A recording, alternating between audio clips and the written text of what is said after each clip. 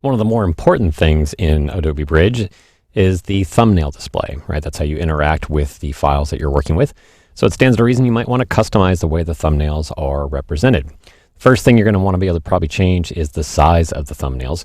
If you've got a ton of images, you may want to see more of them in the particular content view, the current size of that. Or you may want to see a higher level of detail, so you may want the thumbnails to be larger.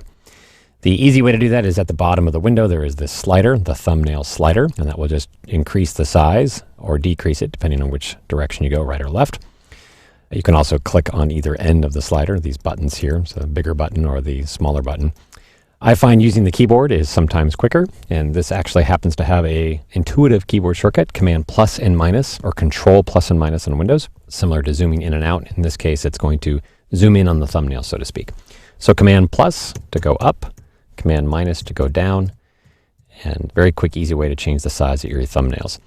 The other thing that you can change is the amount of information that's displayed underneath each thumbnail. By default, only the file name is displayed, but you have the option to actually list up to 4 rows of information. So things like file size, for instance. To change the information that's displayed under each thumbnail, that would be in your preferences.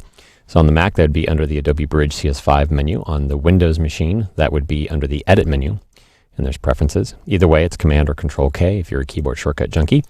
And in the Preferences dialog, there's a section for thumbnails, and this is where you can turn on the additional bits of information. So for instance, if I want to see the file size, I can just turn that checkbox on, and you can actually see, you get a little preview behind the scenes. Even though there's a dialog open, you can see the additional information being turned on.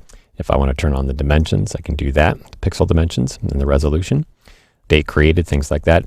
On any one of these checkboxes, there's a pop-up menu, and you can see these are all the different types of information that you can turn on.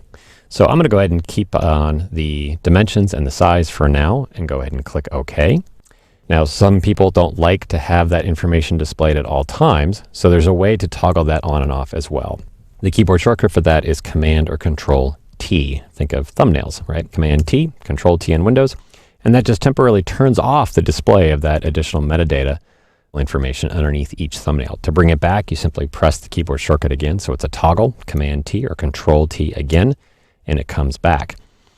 Now, if you'd still like to see that information or have it readily available, but not actually displayed underneath each thumbnail, I'm going to go ahead and turn this off again, Command T, Control T. I'm going to go back to Preferences, and you may have noticed that there was a checkbox here called Show Tooltips. Now, tooltips annoy some people, so that's why it's a preference. You can turn it on or off. Let's go ahead and turn that on for now so you can see what it is. We'll click OK. And now when you mouse over a thumbnail, if you just hesitate for a second and pause, all that information would be displayed in a tooltip manner.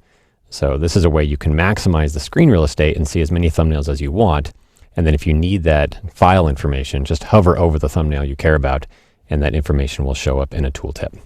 All right, let's turn that thumbnail information back on. Command T, Control T. I'm going to go back to my Preferences under the Bridge menu, or again, the Edit menu on Windows. Go back to Preferences. I'm going to go and just turn these options back off to get us back to where we were at the default, and click OK.